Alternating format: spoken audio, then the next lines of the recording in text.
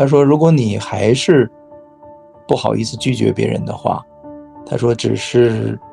证明你还把这个世界看作是一个很真实的一个这样一个观念。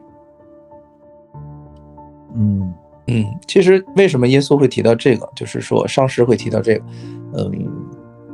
我跟你说，善良的人在这个世界上是不好生存的，因为太善良了嘛，就容易相信别人，被他人利用，然后是这样的，我能理解，因为我也经历过很多嘛。就你很善良，别人就会觉得你好说话，然后让你干这个干那个，然后也没有什么感觉。但是我觉得作为我们这种善良的人来说，要自己很快的去学会判断这个人值不值得你去为他去做一些事情啊，或者你能不能得到相应的回报和利益。如果说你觉得你也得不到，然后这个人给你的感觉你也不是很喜欢，那千万不要因为不好意思这个东西是没有意义的。不好意思这个东西其实本质上也是一种恐惧。对，真正一个强大的人的话，他很善良的人，他其实往往都是怎么说，如果是一个强大的善良的人，他是很强势的，他不会是弱势的。弱势有的时候是我们的一种逃避，一种软弱，实际上是由恐惧引导的。也就是说你想象耶稣一个这样的一个存在，他很善良，他很无惧，你觉得他怕谁吗？他谁都不怕，他其实是非常强势的，但是他同时又是很柔软的，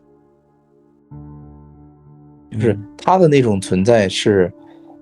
没有恐惧的。所以说你拒绝一个人也好，或者你对一个人也好你对一个人表达爱也好，你都是没有恐惧的。它是外圆内方。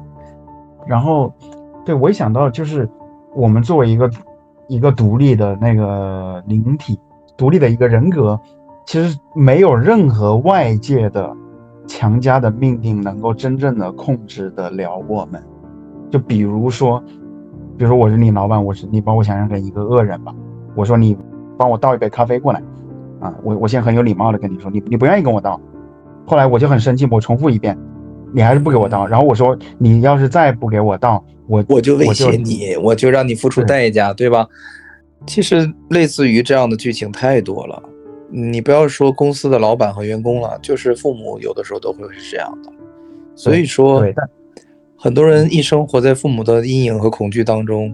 然后我之前看的日本电影也是，那个女主角之所以变成那样，是因为她的爸爸不停的去否定她，刺激她，让她变成了那样吧。就是什么是内心强大呀？内心强大就是无惧啊。对啊，所以那个故事还没有说完呢。就是如果我是你的老板，我让你去帮我倒的话，我威胁你，我说我要把你炒掉，把你开掉，你信不信我直接一把剪刀砸死你好。然后这个时候如果是说你其实最后你要真的不想去倒的话，哪怕是死亡的威胁，死又怎么样，我就是不倒。你真正没有任何人能够改变得了你自己的行动。如果是说最后想到哎呀我怕死，然后去倒了的话，那最后决定去倒的还是你自己。所以作为一个独立的一个精神的个体，其实我们当然我举的这个例子它其实更加的它有点极端你想要说我想问，就是说我现在学了灵性了，我学了这么多，我想问什么是最高的选择，什么是符合灵性的这种不分裂的这种选择一体观念的选择。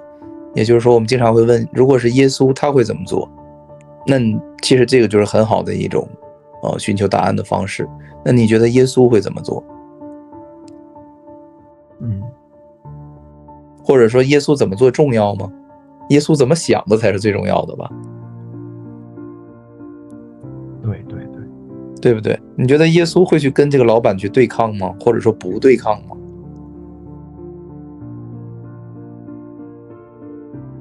没有区别吗？你想象一下耶稣会是怎么想，怎么做，怎么个反应？这很难想象，因为他不是我们普通人类。对，我觉得实际上，我想象一下，就是按照上师说的，耶稣他说耶稣是没有仇敌这个概念的，就是耶稣是没有敌对的概念的话，因为他已经走入一体了嘛。走入一体之后，他认为其他人都是他自己，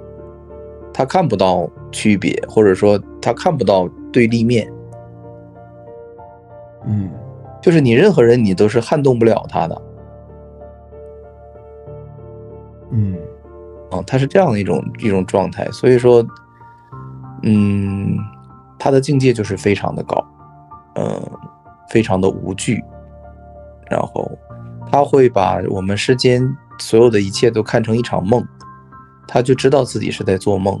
然后他认为一切都是不重要的，因为他知道自己的本质嘛，所以说没有任何东西能吓得到他。他就类似于什么？类似于电影当中有一个人在对着你说：“你给我倒一杯咖啡，你要不倒我就怎么样。”然后这个时候的你应该做出什么样的反应？你是进入角色吗？我该怎么办？Oh no， 对吧？我倒还是不倒？我应该怎么样？我要维护我的尊严，还是我要屈服，还是怎么样？实际都错了，就也不是说都错了，就是说都掉入了这个陷阱。就是从灵性的角度来说，你就进入了这个剧本了。你不清醒了，变得你跟梦中的人物，或者说跟电影中的人物去互动了。这又上当了，其实。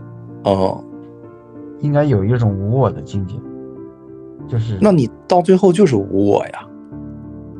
但是我们就是说无我，有的时候这个我一般不讲无我，你知道为什么？因为对于小我来说，你要说无我就要了他老命了，他会反弹的非常厉害，所以轻易不能提。这是他的最致命的一个东西啊。你看小我这个词本身就是有一个我在里边的。也就是说，当你强调我的时候，你是注定要痛苦的，你是要恐惧的。而爱这个东西，它实际上是没有一个我存在的，就你只是爱而已。你没有那种很强烈的，就是我爱，就是它其实和我兼容性并不是很好吧。只不过人类很厉害，给它转化成了很多这种小爱、私爱，对吧？我只爱我的孩子，我只爱我的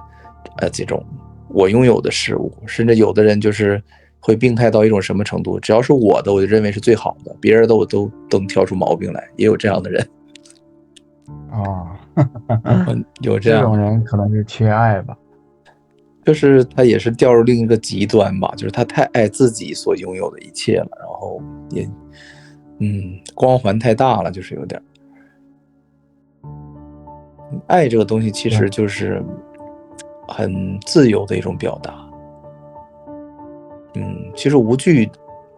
挺有意思的，我们就是可以去很慢慢的去思考这个东西，不是说我们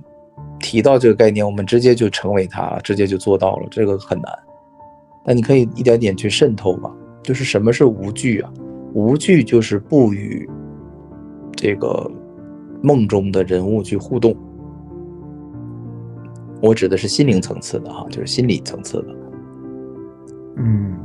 你的行为就是上师的建议，还是正常就好。就是我前一阵看了一个日本的电影，就是讲列车上一个爆炸案的事儿嘛。那个最后发现是一个高中生安的这个炸弹，然后高中生跟最后的人说，剩下的人说，你们只要杀了我，这个炸弹就会被解除啊，因为一些装置的原因。但是这些人没有一个下得去手的。然后其实这电影演的也是对的，就是人最终都会就是说，可能电影比较理想主义吧。就是我们不能为了我们几个人活着，然后杀死你，即使在你是这件事情的始作俑者，你是一个罪犯的情况下，你是一个坏人的情况下，我们都不选择杀掉你这样一个10几岁的女孩，去拯救我们自己的生命。对，这就是人性的光辉呀。因为那个女孩她后来也表现出来了，就是她其实也是活在了非常的恐惧当中，才去做这样的一种很极端的事情。而化解恐惧的方式其实就是爱嘛。你在不断的去谴责一个这样处于恐惧的人，他只能加强他的恐惧。对对，最后他们的行为也相当于是某种程度感化了这个女孩，就是女孩也觉得啊，原来大家其实并没有我想象中的那么的邪恶吧，那么的坏，并没有选择牺牲我自己的生命，然后去拯救自己的生命。就是这个世界还是有好人的，有高尚的人的。其实电影很多的时候一直在表达这个观点，虽然说我们生活当中很难遇到这样的人，但确实是有很伟大的人，很高尚的人，值得我们去学习的。对，但是也有很多很邪恶的人，这个我们也必须得承认。然后我们要懂得保护自己，即使是学灵性、学爱的人，也不能说我们要去我们拯救所有的人，这个是确实不行。我们需要保护自己的人身安全。如果你遇到了真的就是很坏的人，尽量减少和他的冲突，然后尽量就是说躲远一点，是明智的选择。不要觉得自己是很厉害的存在，我去用爱感化你吧，那可能这不是一个最佳的时机。对，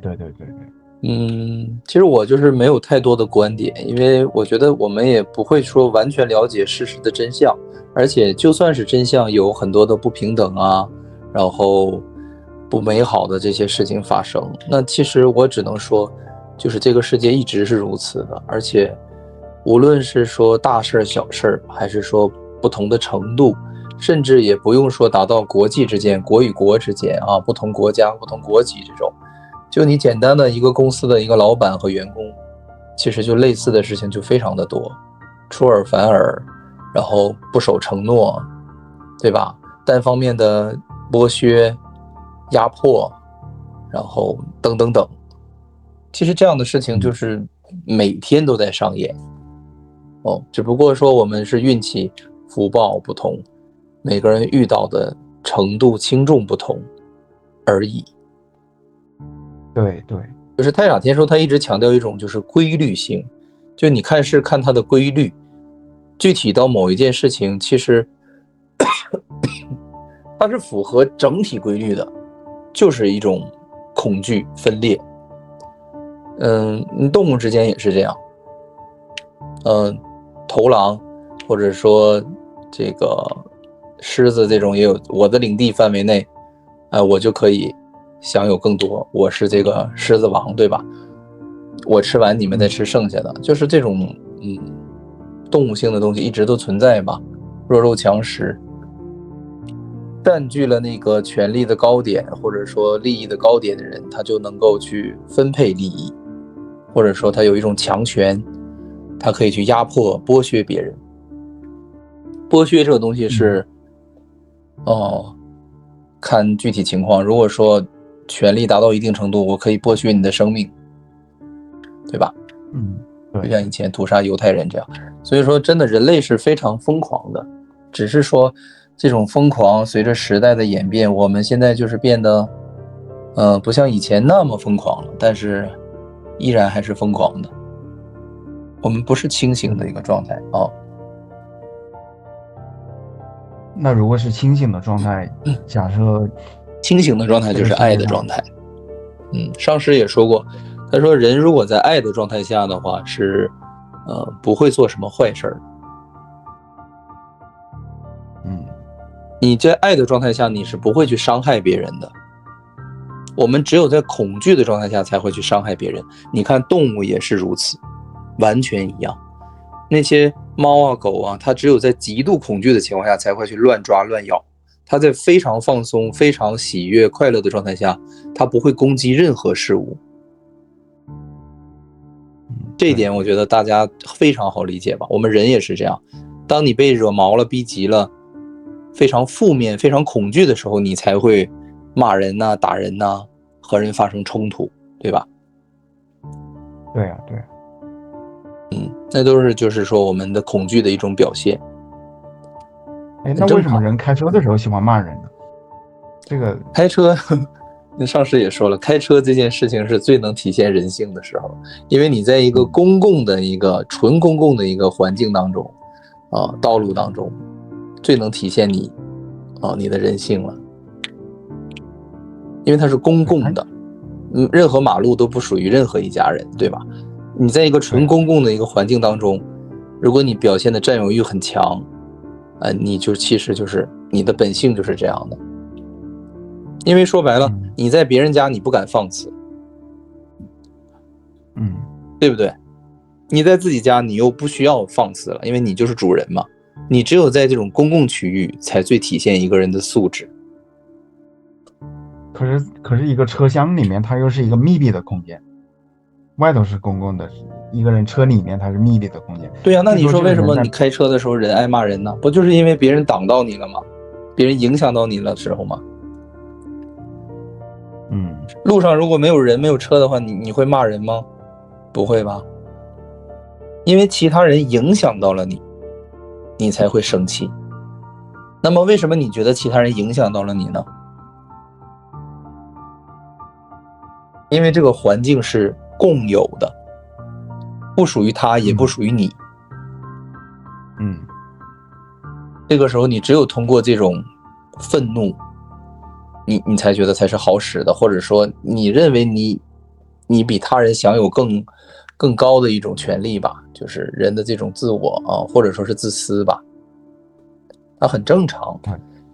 可能是因为他人的自私引起了你的愤怒，对吧？这也有可能，并不是说你做错了什么，是别人做错了什么。比如说有的人他接孩子，那这个路已经没有地方停了，那我就亲眼见过很多。我在学校附近上班嘛，那家长直接就把车停在了马路正中央，你谁你都不用过去，我要接孩子。哇，你见过吗？当然他可能是很短的一个时间，就是说他看到了孩子在校门口，然后他这个时候又非常无奈，没有地方停，他又不想去停很远让孩子走过来，他又走过去，他就干脆选择一不做二不休，车停马路中间，人下去，然后走过去把孩子接回来，可能前后不到1分钟的时间。对呀，但是这时候所有的车都要在后面去等他，因为马路边已经停了2排甚至3排的车了，已经是剩最后1排道了，而这个路实际上是一个3排路就是已经被非法占有2排了，只剩最后1排了，但是这时候没地方停，一样会有人选择停在马路中间的。就是人性在这种公共的环境当中是最能体现出来自私的，他是把别人的利益放在了他自己之后。对，我记得我有一次就是在爱尔兰嘛，在一个那个社区的那个小路，走在中间嘛，我看没有车的时候，我就是掏出手机回了一个消息，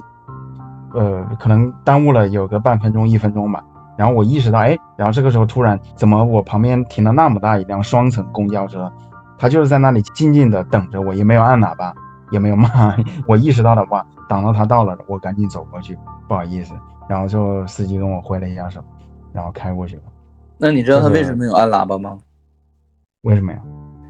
他肯定是想让你走开，不要影响他行驶的，但是他出于某个原因他没有按喇叭呀。可能是我站在那个斑马线那里，但是我确实是没有意识，但是你没有动啊，他其实就是主要是怕按这个喇叭可能会吓到你就是你在不察觉的情况下突然一声喇叭可能会吓你一跳，他就很善良的一个人不一定是说有相关的法规啊或者怎么样，就是他可能就是出于一个爱的一个原因，他就是给你释放了一个善意，他也知道你不是故意站在那儿的，只是你没有注意到后面来车了。对，所以他用了一个很柔软的方式，但是你不可能站在那1个小时他也不按喇叭，或者说不下车喊你一声，对吧？他只是说觉得短时间内我是可以接受这种阴差阳错的事情的。对，因为人有的时候不是故意的时候，我们其实应该要有一定的包容性，这个是合理的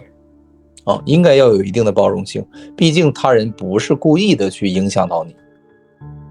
我们正常来讲做事情，人与人之间应该先用比较柔软的方式去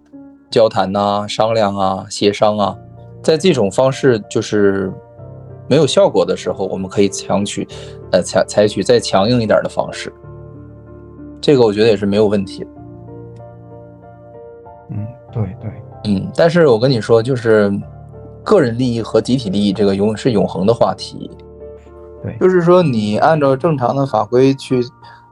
律法规去操作之后，就是说没有什么问题。然后他这块的话自作主张，然后耍小聪明，没有按照一些法律的要求去做一些事情流程，然后反而遇到了很多这种不好的结果吧。然后他反过来把这个责任推给你，是怨给你，然后你又觉得这根本就跟我没有关系嘛，然后就是这是一个什么样的人，这个人不值得我联系，不值得我去交往。我觉得这个很对呀，就是要及时止损呐。其实成年人的世界里，我跟你说是很残酷的，然后很多的算计。当你看透了之后，你就会发现其实没有一个人际关系是你值得去忍受太多的，这个应该能理解吧。当你见的太多了之后，你会发现人性是如此普遍的这种不善良、自保，在出现事情的时候都是会选择保护自己，责任是这个怎么说，就是不好的事情都是他人的，功劳都是我的，人类都是这样的。只不过有的人道德水平高一些，素质高一些，修养好一些，他可能会去控制这个程度不要太自私，不要去太能去抢功劳推卸责任，对吧？像比较正直的人他会这样那如果不正直的人，道德这个约束又少一些的人，那就是表现这种嘴脸。所以说我觉得这无所谓，就是一个经验和教训，然后就是对，所以我觉得就是如果是换做我的话，还是回到那个故事里面，就是就他表达了一个很首先自由的一种状态。对，首先我这个字它在还有20秒重新开一下，接着说好，稍等。好，非常感谢剩下的章节呢，我们会在下周更新，请订阅支持一下吧，让我们幸福喜悦吧。因为我们如今正在经历的疯狂，实际上是一种幻象，它逼着越来越多的人觉醒。可是呢，我们也要同情那些没法觉醒的人，因为世间的种种现象造成了我们个体与灵魂的分离。我们会在螺旋上升的水晶上继续我们意识的进化。我们正在获得内心的勇气，将自己交给了灵魂，迈向了完全未知的领域。我是谁？我来到这个世界上究竟要做什么？进化的新阶段已经开始，意识到无限的爱会让我们开启一场前所未有的灵魂旅程。